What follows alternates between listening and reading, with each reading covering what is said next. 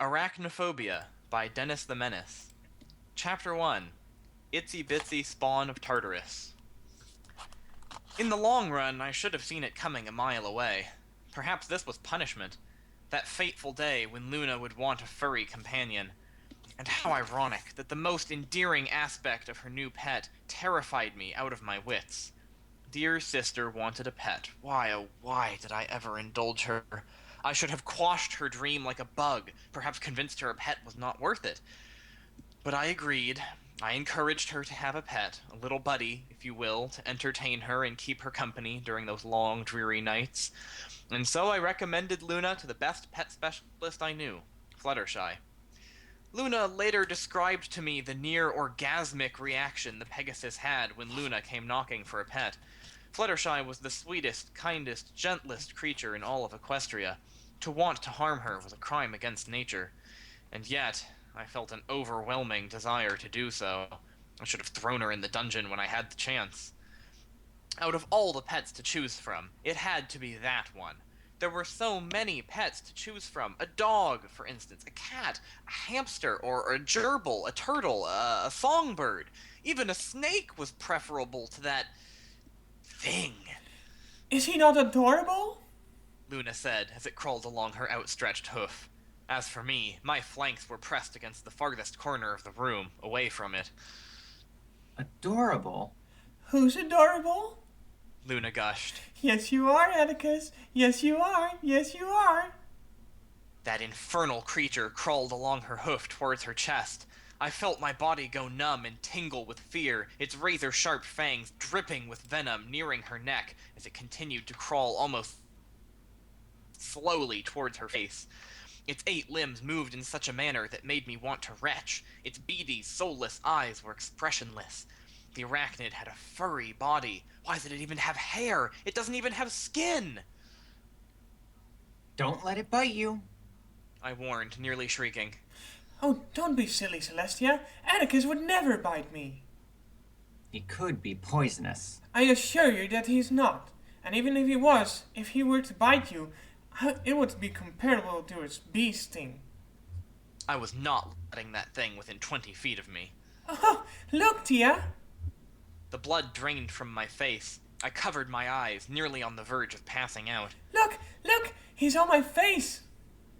My pale coat was paling even more. My face felt cold. I felt ill. He's in my hair! I could not help but feel as if 1,000 spiders were crawling all over my body. In an extremely uncouth manner, I teleported out of her bedroom, beads of sweat sliding down my body. Not only a spider, oh no, it just couldn't have been a spider that I could quash with a hoof. It was a tarantula.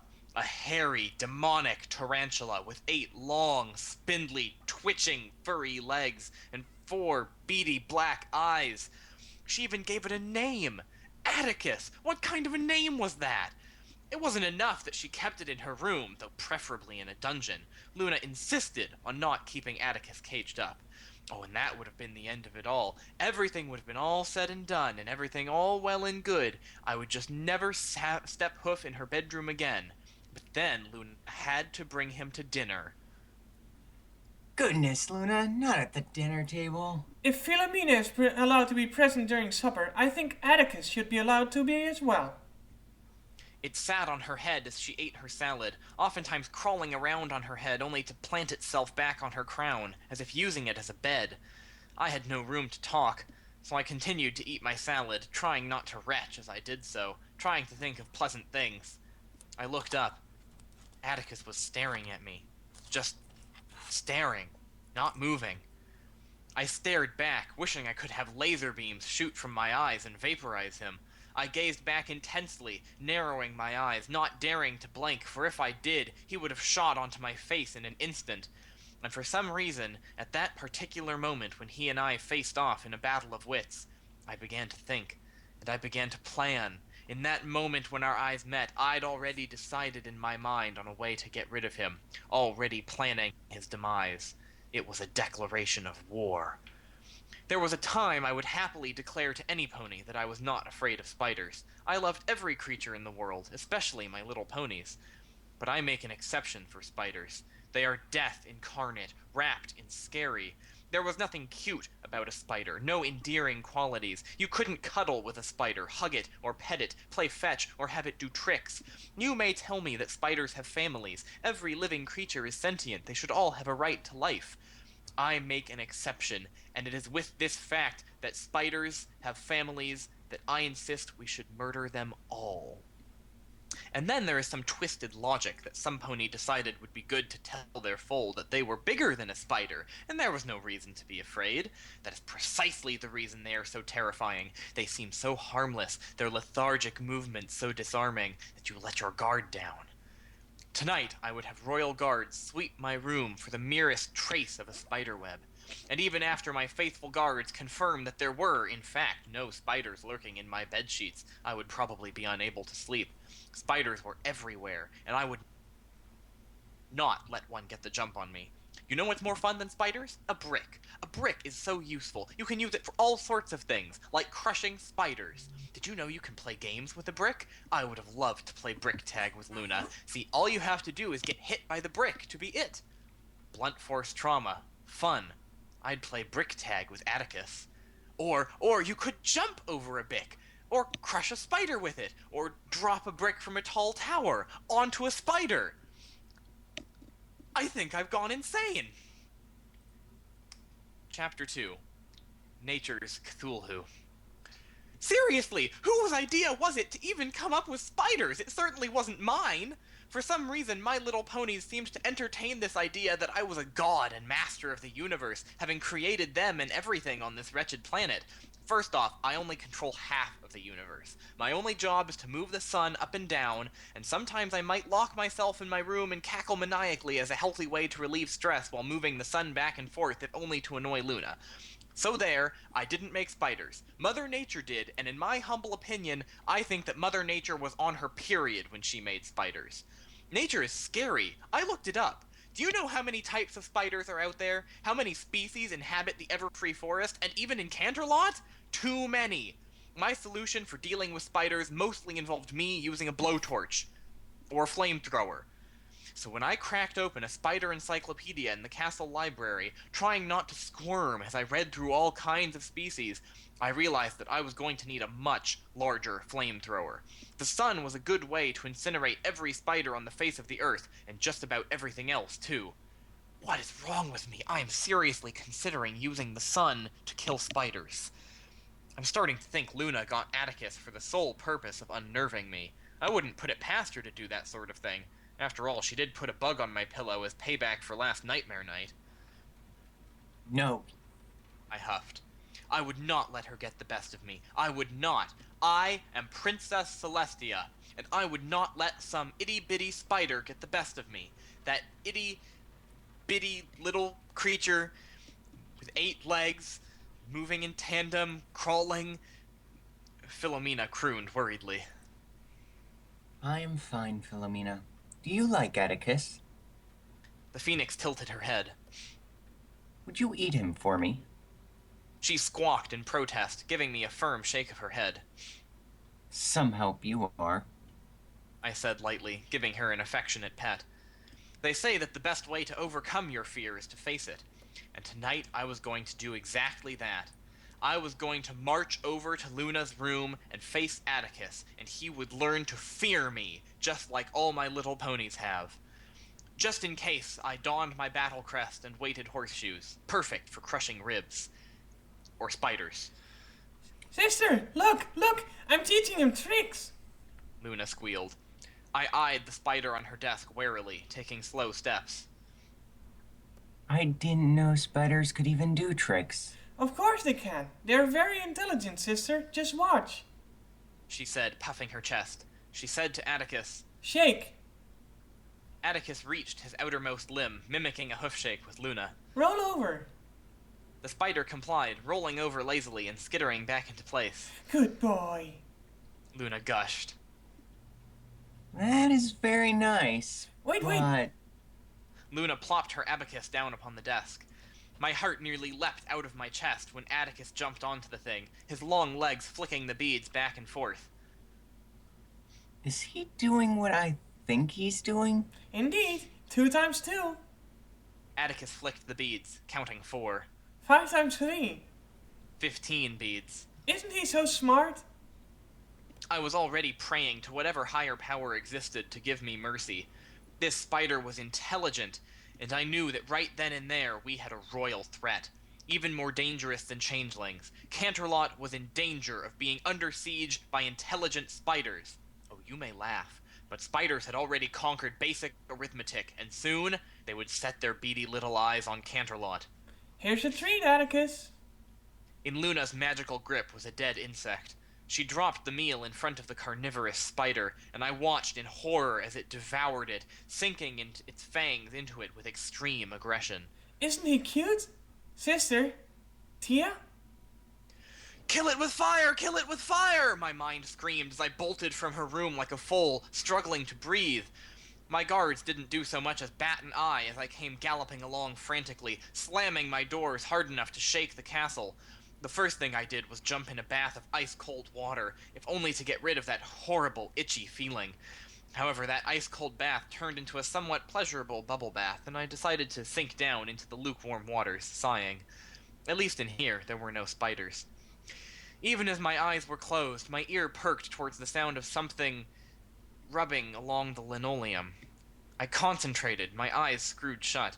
It sounded like somebody was rubbing sandpaper on something. However, I soon realized that sound resembled more of a stampede of tiny buffaloes. There were rapid little steps, shuffling along the floor. There was a knock at the door. Sister? Sister, are you in there?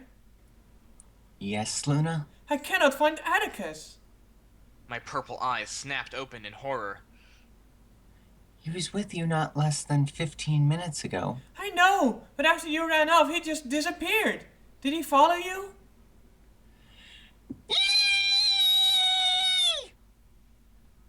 Have you ever heard me scream? Of course not. And now you have. And to be frank, I sound positively heavenly, even as I scream for my life.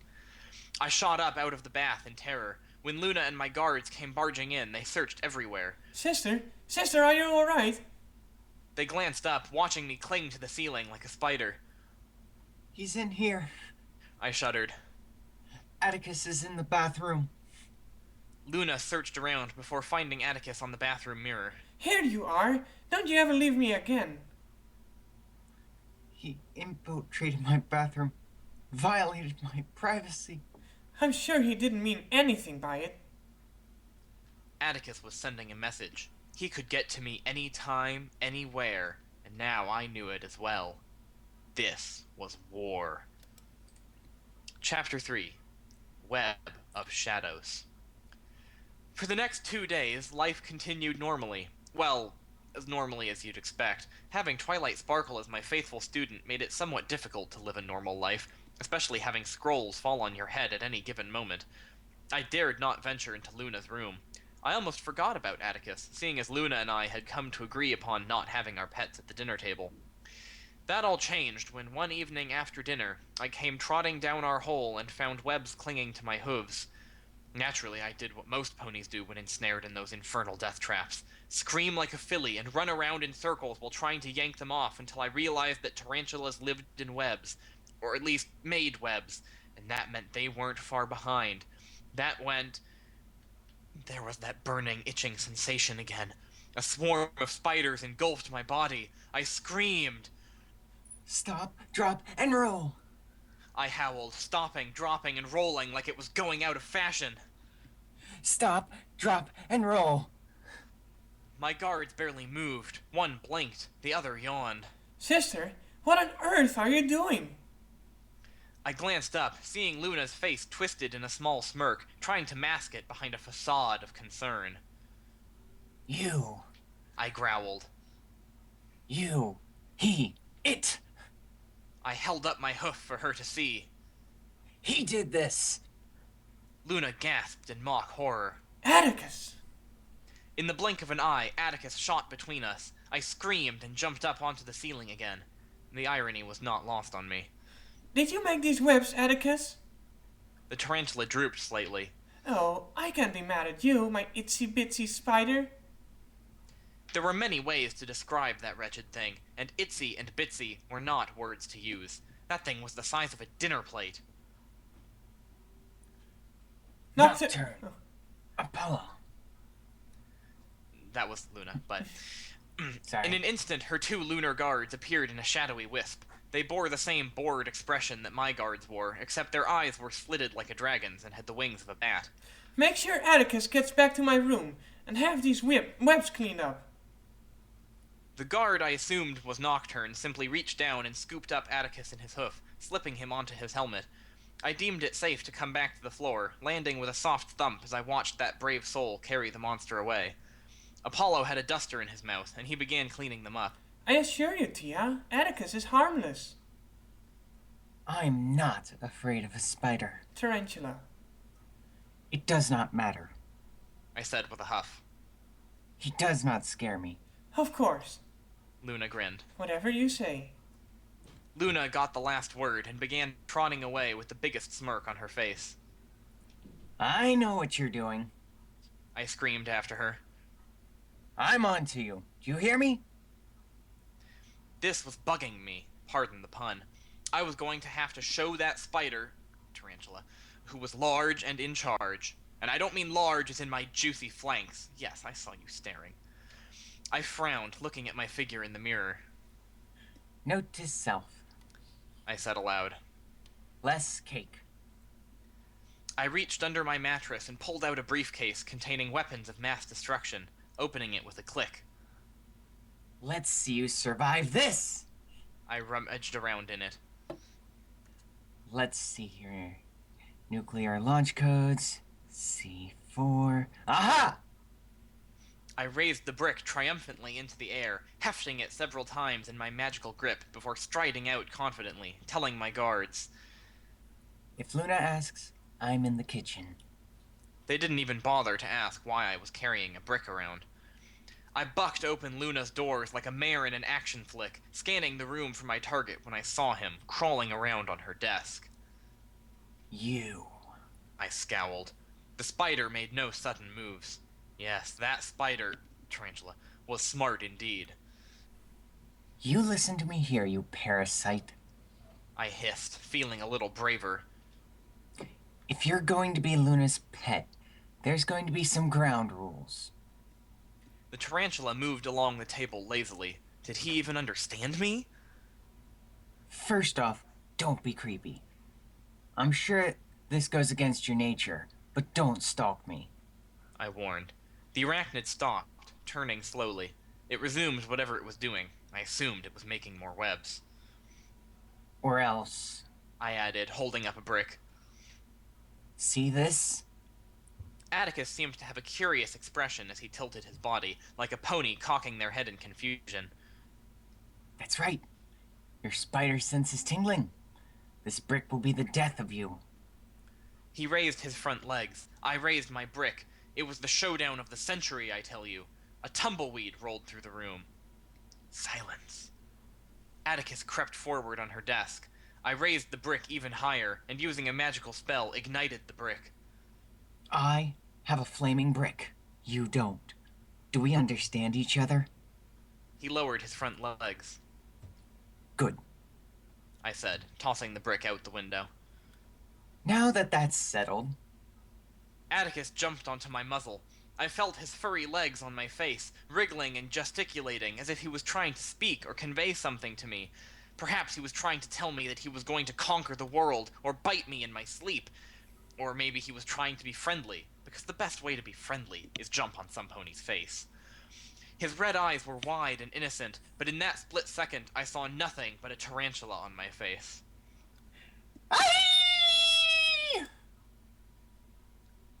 Chapter 4. You got your ass kicked by a spider. He attacked me! Atticus, is this true? Luna asked, frowning. The tarantula adamantly waved its legs around, probably telling her plan to murder me and rule the world.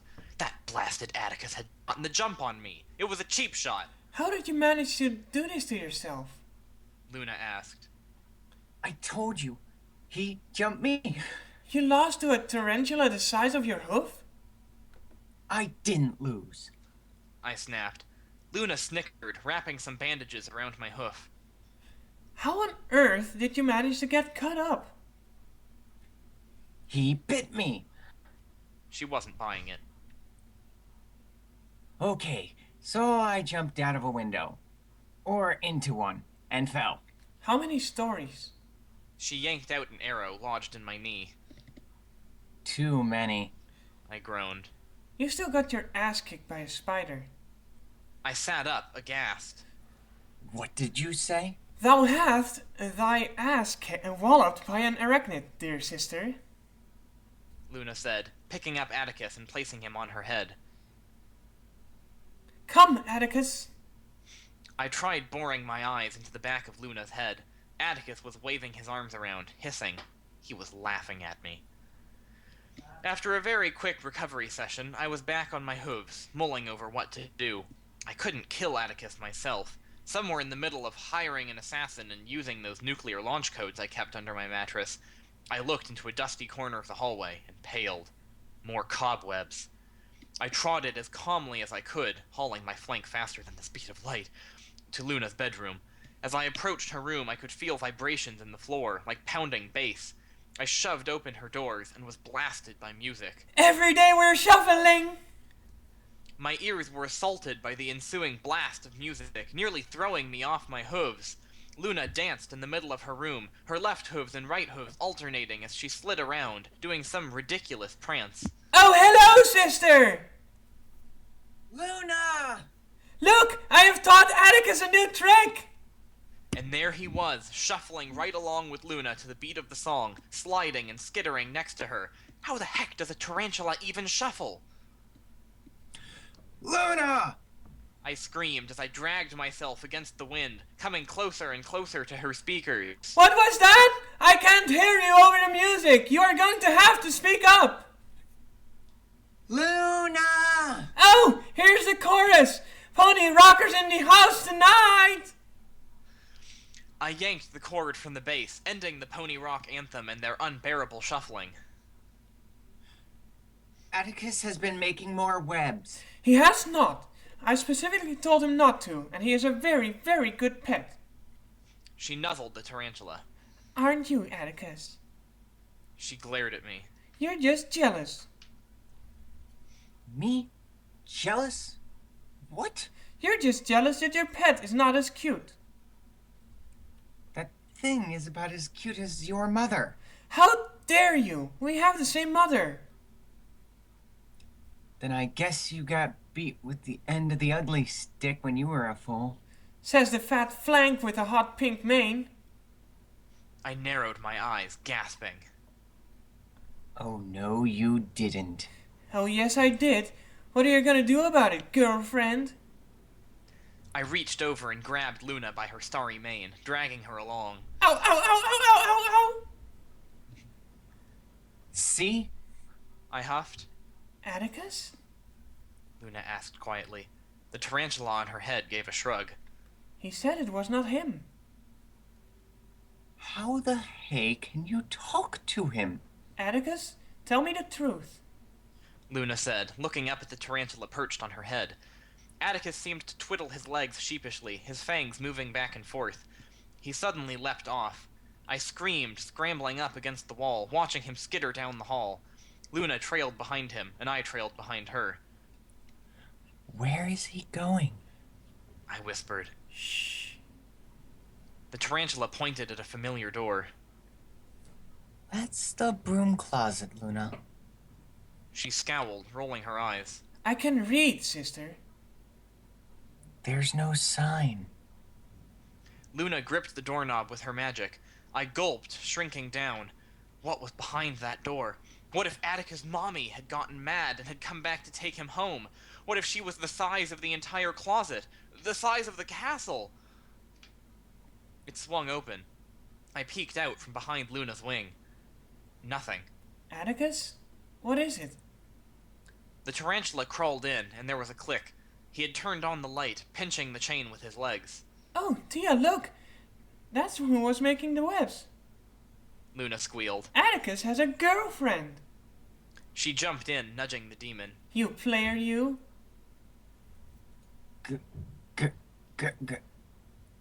Luna let out an even louder squeal, jumping up and down. There are spider eggs in there! Oh, they've made babies! Baby tarantulas! Tia, isn't that amazing? Chapter 5. To Kill a Mocking Spider. The sound I made was a cross between a seizure and foaming at the mouth. My entire face twitched, and I began to spasm and squirm at the thought of those eggs. All those little, itty-bitty eggs, hundreds upon thousands of itty-bitty tarantulas crawling all over me, swarming Canterlot, all of Equestria wrapped in a vicious web. Sister? A blue hoof waved in front of my face. Sister? I collapsed, helpless, as they all clambered onto my body, engulfing me. I screamed a pitiful wail, raising a hoof into the air. Sister, what are you doing? I looked up at her wearily, my shimmering mane erratic and messy. You. Yes? She leaned in. Speak up. Come closer, my sister. I whispered. She came closer, her ear at my mouth. You devil. Luna smirked and laughed falsely. Why would you ever say such a thing, Tia? Ha ha! I loomed over her, and she seemed to shrink slightly. You know exactly why. I know what you're doing. I roared. I know everything. I don't know what you're talking about. Luna huffed. I mean, if you mean to suggest that you are afraid of a little tarantula. Her eyes flashed wickedly. My mouth went dry. I choked, stammering. Me? There's no shame in admitting it. I had no words. I backed her into a corner, growling, my mane fiery red. I held my breath, the sound of a steam whistle audible, signaling an impending explosion. It never came. I slumped miserably. Yes, I admit it. I am afraid of tarantulas. Really? I looked up at her, my expression matching hers. Shock. I thought you didn't like spiders. That is the same thing! Ow! Do not scream in my ear. You mean using my outdoor voice? What was that? I can't hear you over the sound of my yelling. Sister, that's really loud. Oh, I'm sorry. I'm Princess Luna. I have no indoor voice. Luna gasped. Low blow. Loud noises! Sister, on a scale of 1 to 10, how afraid are you of spiders?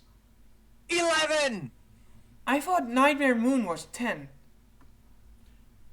Nightmare Moon over spiders any day of the week. You can stop screaming.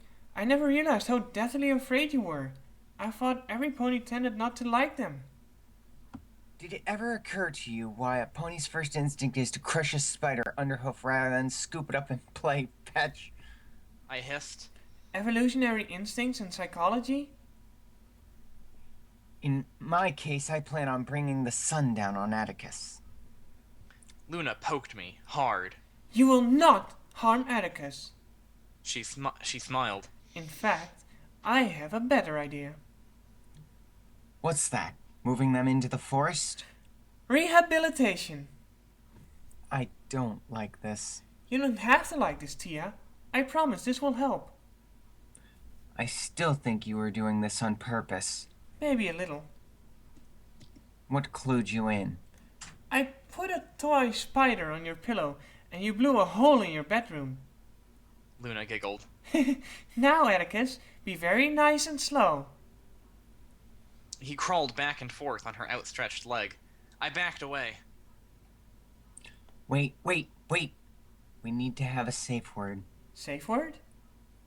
For when I'm feeling uncomfortable. Then safe word, the safe word shall be. No. I shook my head. It has to be something we would never say normally. Okay. Moon. No. Banana. The safe word is banana?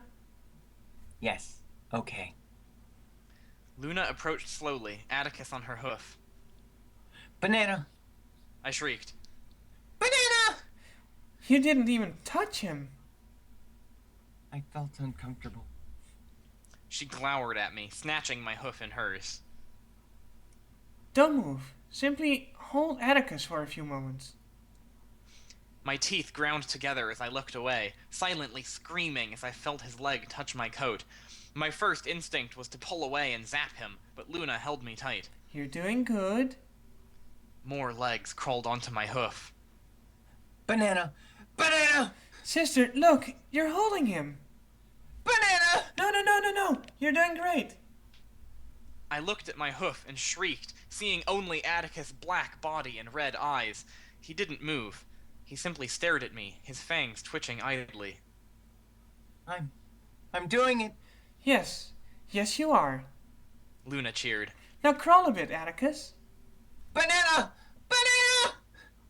Atticus crawled at a snail's pace along my arm. Each touch of his fuzzy leg made me feel like I was on fire. I was itching all over. I squinted a bit, and on his ugly face I saw his fangs curve, his eyes lighting up in a smile. I gave a forced smile back. Good job. Atticus crawled back onto Luna's hoof. See? They aren't so bad. Sure, I was sweating all over, but I felt better, You're right. I said softly. He is very docile. Would you like to meet his girlfriend? Luna asked with a girly squeal. I gave a weary smile. Of course. Out from the depths of the broom closet, a hideous creature twice the size of Atticus emerged, rumbling and hissing. Isn't it amazing? The females are giants compared to the males. Fa!